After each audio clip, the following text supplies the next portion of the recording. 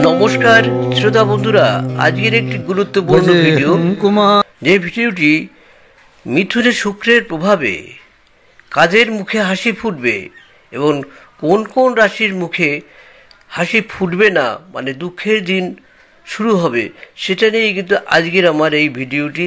আর ভিডিওটি খুব গুরুত্বপূর্ণ ভিডিও বন্ধুরা, যারা দেখছেন তারা কেটে কেটে দেখবেন না, কেটে গেলে কিন্তু বুঝতে পারবেন না কার কার ক্ষতি হতে চলছে এবং কার কার মুখে হাসি ফুটবে।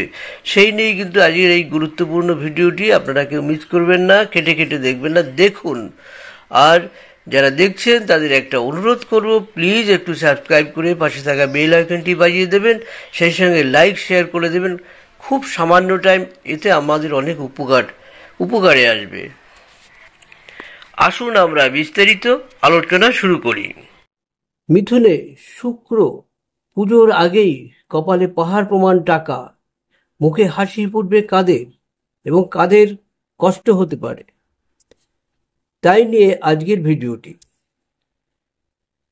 যদি কোনো জাতক বা জাতিকার হরোস্কোপে উচ্চস্থানে অর্থাৎ মীন বা বৃষ কিংবা তুলাতে শুক্র থাকে, তবে তিনি সব ধরনের সুযোগ সুবিধা পেতে থাকবেন। অন্যদিকে দেখা যাচ্ছে, যদি শুক্র কন্যাতে অবস্থান করেন, তবে তাদের জীবনে নেমে আসে বিভিন্ন দুর্ভাগ্য। যদি কোনো জাতক বা জাতিকাদের হরোস্কোপে উচ্চস্থানে অর্থাৎ মীন বা বৃষ কিংবা তুলাতে শুক্র অবস্থান করে, তবে তিনি সব ধরনের সুযোগ সুবিধা পেতে থাকবেনই। যদি শুক্র কন্যাতে অবস্থান করেন, তবে তাদের জীবনে নেমে আসে নানা দুর্ভাগ্য। শুক্র যদি খারাপ জায়গায় অবস্থান করে, তবে হতে পারে বিভিন্ন ধরনের রোগ। কি কি রোগ হতে পারে এক নজরে আমরা দেখে নিই। শুক্রের অশুভ স্থানে অবস্থানের জন্য হতে পারে গোপন অঙ্গের বিভিন্ন অসুখ।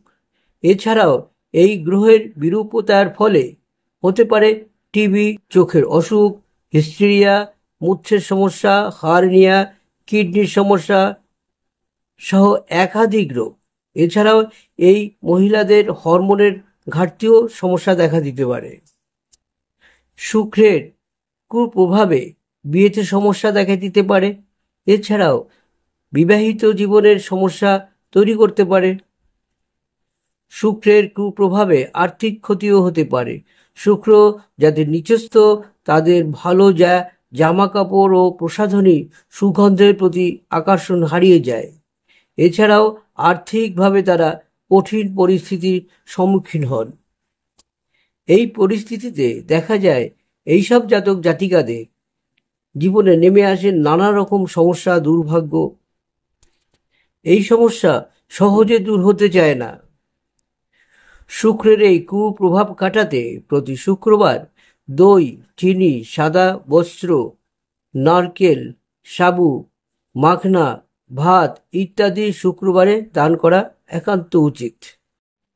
তাতে ধীরে ধীরে আপনার এই সমস্যা মিটে যাওয়ার সম্ভাবনা প্রচুর থাকবে।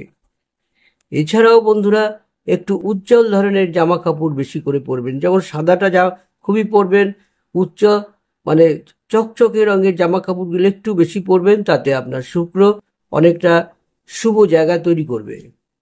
এবং যে মন্ত্রটি পাঠ করা দরকার একান্ত, ওম দ্রাম দ্রিম সাহ শুক্রায় নমঃ, প্রতিদিন যত বেশিবার পাঠ করবেন তত আপনার মঙ্গল হবে। এক্ষেত্রে আমি বিশেষ একটি উপায় দেব।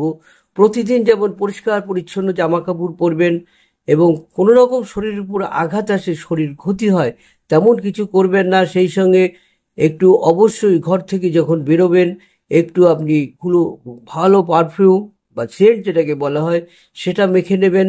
এবং যে বিছানায় শোবেন সেখানেও কিন্তু পরিষ্কার পরিচ্ছন্ন রাখবেন, কোনো রকম বাসি বিছানা রাখবেন না। প্রতিদিন ধুয়ে পরিষ্কার পরিচ্ছন্ন জামা কাপড় বাসি পরবেন না, এইসবগুলো করবেন। আর যখনই বেরোবেন ঘর থেকে, তখনই কোনো সেন্ট মানে পারফিউম মেখে বেরোন। আপনার ধীরে ধীরে শুক্র স্থান অনেকটা ভালো জায়গায় তৈরি হবে।